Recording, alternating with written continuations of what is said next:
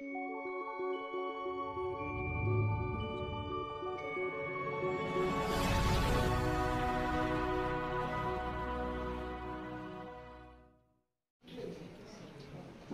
మిత్రులకంతా కూడా నమస్కారం. నిన్న గౌరవ శాసనసభ్యులు వారు మాట్లాడిన మాటలు ఎంత ఫ్రస్ట్రేషన్ ఉందో అర్థమైపోయింది. అంటే ఆయన మాట్లాడే తీరు, ఆ భాష, అతని సంస్కృతికి అద్దం పట్టే విధంగా మాట్లాడినాడు. వయసుకు తగ్గిగా కన్నా కానీ ఆయనకు ఆ రకమైనటువంటి సంస్కృతితో ఒక శాసనసభ్యుడు మాట్లాడుతున్నాడంటే దట్ ఇండికేట్స్, అంటే ప్రజలు అది అర్థం చేసుకుంటారు. ఇప్పుడు సమస్యల్లో రోడ్లకు సంబంధించింది ఎక్స్టర్నల్ ఎయిడెడ్ ప్రాజెక్ట్ కింద ఈ నియోజకవర్గానికి దాదాపు 139 కోట్ల రూపాయలతో గత ప్రభుత్వంలో శాంక్షన్ చేసినటువంటి సందర్భం. ఏ ఊర్లోకి పోయినా కొన్ని చోట్ల రోడ్లు కంప్లీట్ అయినాయి, కొన్ని చోట్ల రోడ్లు కంప్లీట్ కాలే. నిన్న జౌన్పల్లి గ్రామానికి పోయినా ఆ చింతలకుంటకు కావచ్చు, అదేవిధంగా చెరువు ముందర కావచ్చు, రెండు కూడా చాలా దూరం ఉండే రోడ్లు కూడా, అదేవిధంగా కుప్పం రోడ్లో నుంచి జౌన్పల్లి కావచ్చు, ఎప్పటి నుంచినో అది ఈఏపీ కింద శాంక్షన్ చేయడం జరిగింది. ఈఏపీ కిందనే పనులు కూడా కంప్లీట్ చేయడం జరిగింది. చేసినటువంటి వాళ్ళు కూడా కాంట్రాక్టర్ పనులు చేయించిన వాళ్ళు కూడా కడప నుంచి వచ్చిన వాళ్ళే. మీరు కూడా వికోట్లో చూసింటారు. అందరూ కూడా భూషణ్ రెడ్డి అని, సుబ్బారెడ్డి అని, వీళ్ళందరూ కూడా రాయచోటు నుంచి, బద్వేలు నుంచి వచ్చిన వాళ్ళే పనులు చేశారు. శాంక్షన్ కాపీ క్లియర్ కట్గా ఉంది. ఎక్స్టర్నల్ ఎయిడెడ్ ప్రాజెక్ట్ ఇది. ఆయన మాట్లాడేది ఎంతసేపు మాట్లాడినా డబ్బులు మేము ఇచ్చినామంటాడు. అసలు ఇది రాష్ట్ర ప్రభుత్వం డబ్బులు కాదు. పోయిన ప్రభుత్వంలోనే దాదాపు 6,000 కోట్ల రూపాయలు ఏషియన్ బ్యాంక్ నుంచి డబ్బులు తీసుకొచ్చి గవర్నమెంట్లో పెడితే ఆ డబ్బును కూడా వేరే దానికి వాడేసి డైవర్ట్ చేసి పూర్తిగా కాంట్రాక్టర్లకు పేమెంట్లు ఇవ్వకపోతే ఆ రోడ్లన్నీ ఆగిపోయినటువంటి వాటి వాస్తవం. అధికారంలో ఉండి ప్రభుత్వంలో భాగస్వామ్యం అయ్యి ఇది కూడా తెలుసుకోలేకుండా మాట్లాడడం అనేది అతని అవివేకమో లేదంటే అతని విజ్ఞతకు వదిలిపెడుతున్నారు. ఇంకొకటి, అతను మాట్లాడి నేను దొంగగా తిరుగుతా ఉన్నానంటాడు. అంటే నన్ను దొంగ కింద చిత్రీకరిస్తాడు. 40 సంవత్సరాలు రాజకీయాల్లో ఉండాలి. ఈయన ఒక దఫా శాసనసభ్యుడు అయినాడు. ఈయన సక్రమంగా ఊర్లో మామూలుగా షెడ్యూల్ వేసుకొని తిరిగేటప్పటికే నేను శాసనసభ్యుడిని. ఈయన పుట్టక ముందే నేను గ్రామ పంచాయతీ బోర్డు సర్పంచ్ని. అప్పుడు ఈయన పుట్టు కూడా ఉన్నాడు. ఒక దఫా శాసనసభ్యుడయ్యి నన్ను దొంగ కింద మాట్లాడితే, దొంగ ఎవడనేది ఈ నియోజకవర్గ ప్రజలకు పూర్తిగా తెలుసు.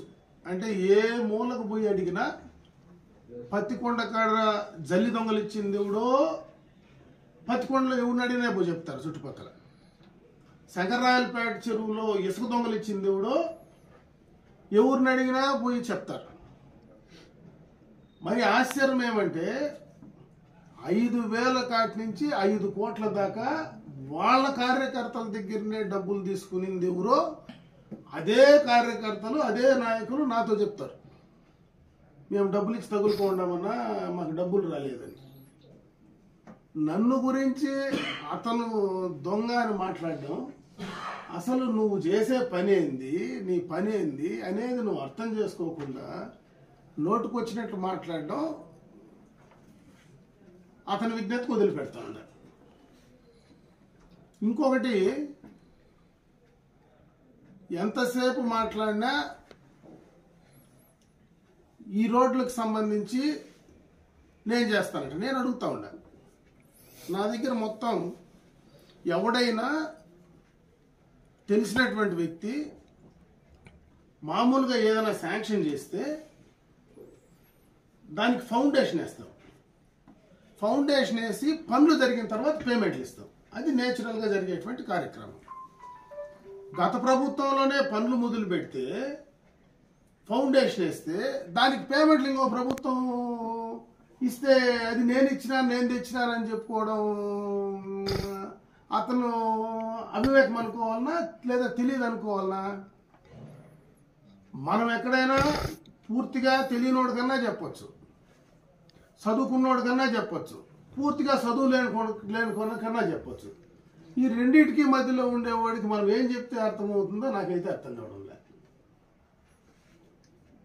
ఇంకొకటి, ఇన్ని మాటలు చెప్తాడు కదా, నా దగ్గర అన్నీ ఉన్నాయి తెలుస్తుందా? ఇప్పుడు ఊర్లో ఉంచుతా ఉన్నారంట. పొద్దున ఒక ఆమె కరుపల్లి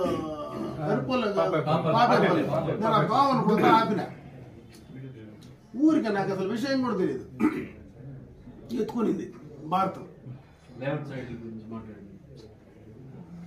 అంటే ఎంత పరిస్థితి తమరుందో, ఎన్ని చోట్ల ఎవరిని ఉంచుతా ఉన్నారో ఊర్లు లేకపోతే తెలుస్తుంది. ఎవరు క్యారెక్టర్ ఏందో, ఎవరు ఏందో, ఎవరు ఎక్కడి నుంచి వచ్చినాడో అనేది తెలుస్తుంది. గ్రామాలు లేకపోయినప్పుడు గ్రామస్తులకు చెప్తా ఉండ, ఆ ఊర్లో అక్కడే ఉంటాను, మీకు ఎవరికైనా అనుమానాలు ఉంటే రమ్మని చెప్తా ఉండే, నా దగ్గర ఉన్న ఇన్ఫర్మేషన్ ఇస్తానంటా ఉండే.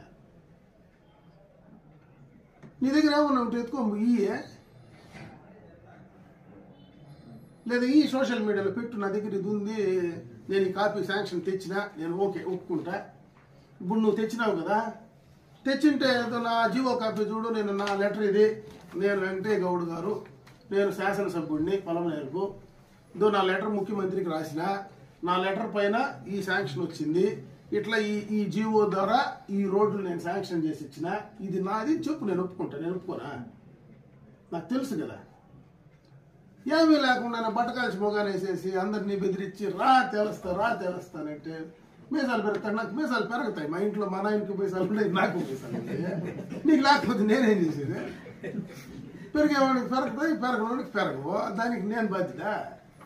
మీసాలు చెప్తా ఉంటే మాకు అలవాటు ముందు నుంచి ఏం చేసేది? మీసాలు ఉంటే అట్లా పెట్టరా, ఎవరన్నా చేయి పెట్టరా అంటే మీసాల మీద కూడా చేయి పెట్టుకొని తమరు ఉన్నారు శాసనసభ్యులు నియోజకవర్గంలో భయపడి అడిగి బతకాలా మేము? ఇది ఎక్కడ విడ్డూరము నాకు అర్థమే కావడం లే. అసలు ఏం మాట్లాడతారు, ఏమి అసలు తమరి గురించి ఏమనుకుంటా ఉన్నారు, తమరి గురించి తమరేమనుకుంటా ఉన్నారు కదా మాకు అర్థం కావడం లే. తమరి రాజకీయ చరిత్ర ఏందో, గతంలో తమరు ఎక్కడెక్కడి నుంచి రాజకీయ చరిత్ర చేసినారు, తమరు కూడా ఇట్లా మాట్లాడితే ఇట్లా అంత చరిత్ర పెట్టుకొని కూడా తమరు ఎవరిని గురించి ఏం మాట్లాడతాం, ఎంత మాట్లాడాలా అనేది లేదా? సంస్కృతి ఉండాలి కదా, అది లేకపోతే ఎవడేం చేస్తాడు? చేసేటివన్నీ అవే కదా. ఎవడిని కలపెట్టినా చెప్పడం ఊరలు లేకపోతే ఆడికి పోయినా ఎవడు దొంగలిస్తా ఉండేది, ఎవడు ఏం పని చేస్తా ఉండేది తెలియదా? ఇంకా చెప్తే ఇన్ని ఉన్నాయి. అవి ఎలక్షన్ దాకా పెట్టుకోవాలి కదా. ఇప్పటి నుంచి నేను ఎందుకు చెప్పేది, నేను ఎత్తి పెట్టుకోండి. తమరు అసలు టికెట్ తమరు తీసుకొని వస్తారు ఇది కూడా మాకు తెలియదు కదా. ఎందుకు ఇప్పుడు ఖర్చు పెట్టేది, వేస్ట్ కదా. ఇప్పుడు ఆయన పైన నేను ఎందుకు వేసేది? తమరు వస్తే అప్పుడు మాట్లాడచ్చు, నిజంగా వస్తాడు రాడు కూడా తెలియదు కదా, కన్ఫ్యూజన్ ఉంది. అది కూడా లేకుండా ముందు అదన్నా తెచ్చుకొని నా మీదకి వస్తే పర్వాలే. దాని కూడా గ్యారెంటీ లేకుండా వచ్చి నోటుకు నోరు ఉందని చెప్పి ఇష్టం వచ్చినట్లు మాట్లాడితే ఎట్లా?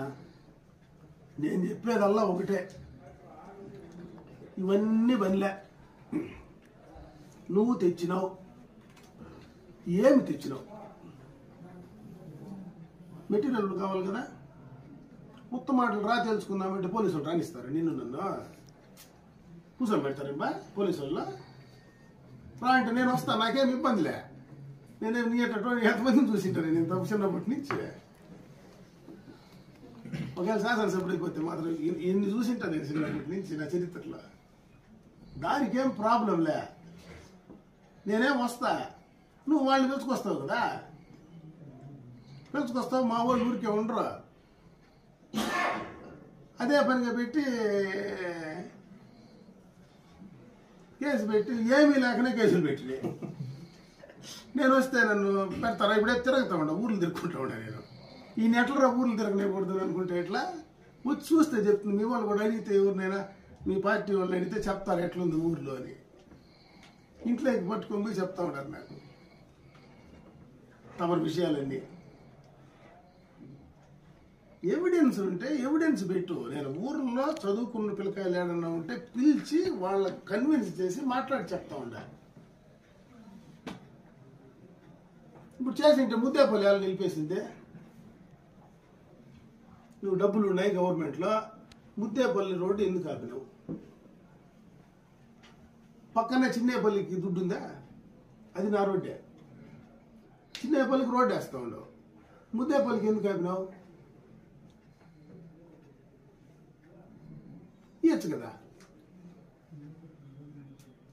ఇప్పుడు చేసే కాంట్రాక్టర్లు చెప్పొచ్చు, అసలు ఆఫీసర్లు చెప్పొచ్చు కదా. ఎవడు పని లేదబ్బా. మీడియా ఉంది కదా, మీడియా లేదా?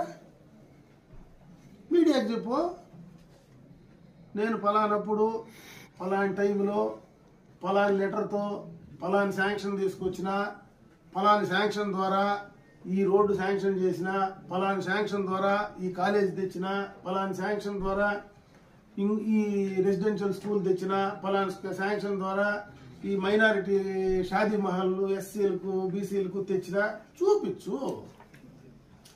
అన్నీ చూపించచ్చు కదా, తప్పేం లేదు కదా.